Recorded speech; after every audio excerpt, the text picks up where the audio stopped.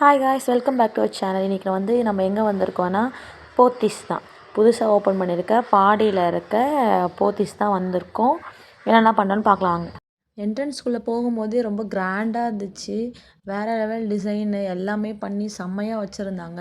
ரொம்ப பெருசாக இருந்துச்சு. ஃபஸ்ட்டு உள்ளே போனவொடனே ஜுவல்லரி கலெக்ஷன்ஸ் தான் இருக்குது கிரவுண்ட் ஃப்ளோரில். நெக்ஸ்ட்டு மேலே போகும்போது ஃபஸ்ட் ஃப்ளோரில் வந்து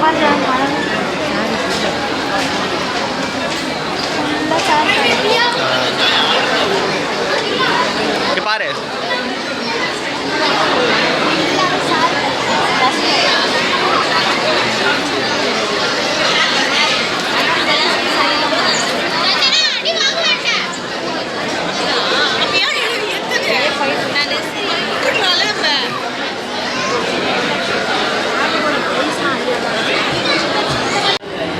இது வந்து செகண்ட் ஃப்ளோர்.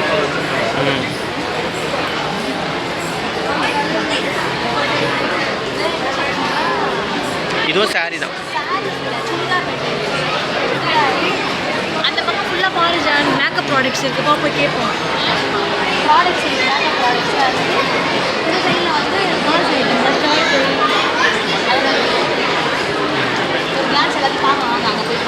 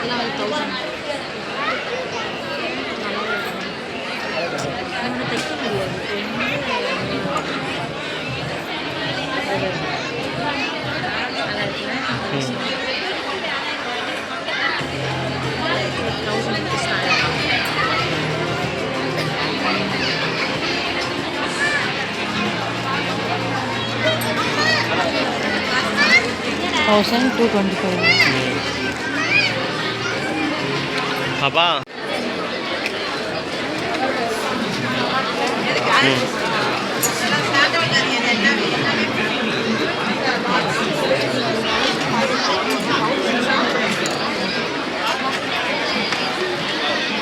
நெக்ஸ்ட்டு வந்து தேர்ட் ஃப்ளோருக்குள்ளே போனோம். தேர்ட் ஃப்ளோர் வந்து ஃபுல்லாக கிட்ஸ் கலெக்ஷன்ஸ் தான். சூப்பராக இருந்துச்சு.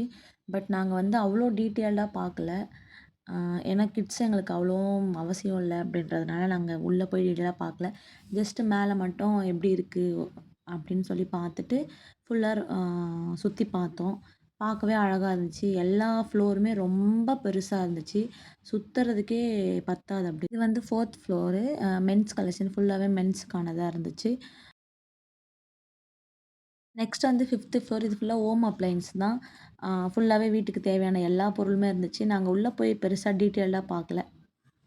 இது வந்து 6th ஃப்ளோர். 6th ஃப்ளோரில் வந்து கிராசரி ஐட்டம்ஸ் இருந்துச்சு. இதுவும் நாங்கள் ஃபுல்லாக போய் பார்க்கல. ஜஸ்ட்டு எப்படி இருக்குது, எப்படி கட்டியிருக்காங்கன்னு பார்க்குறதுக்காக தான் நாங்கள் போயிருந்தோம்.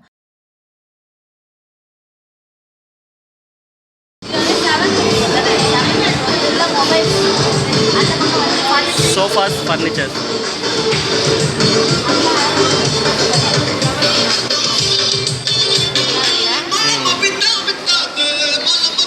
மொத்தமாக 7th ஃப்ளோர் பார்க்க பிரம்மாண்டமாக சூப்பராக இருந்துச்சு. நீங்கள் போய் விசிட் பண்ணுறதா பண்ணுங்கள். இது வந்து கிரவுண்ட் ஃப்ளோர் தான். கீழே தான் ஃபுட் ஏரியா இருக்குது. அது தெரியாமல் நாங்கள் மேலே போய் பார்த்துட்டு இருந்தோம்.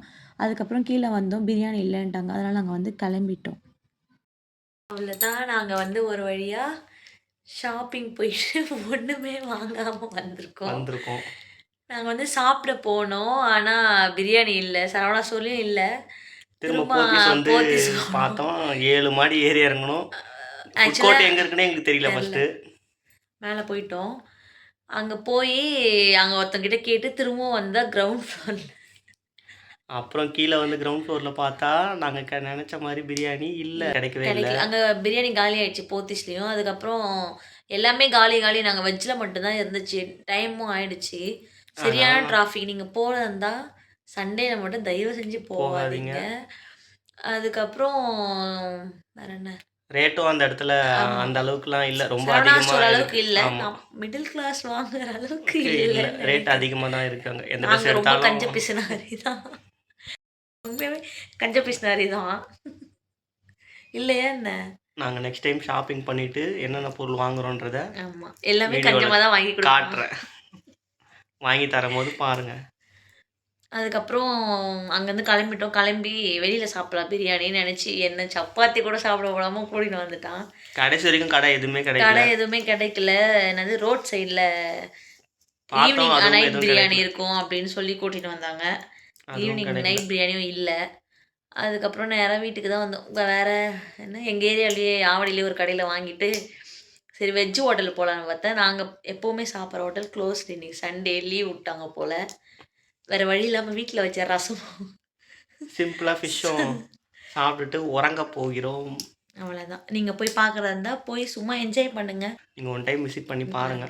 தேங்க்ஸ் ஃபார் வாட்சிங். இதோட இந்த வீடியோவ முடிச்சுக்கிறோம். பாய் பாய். பாய். பாய் பாய்.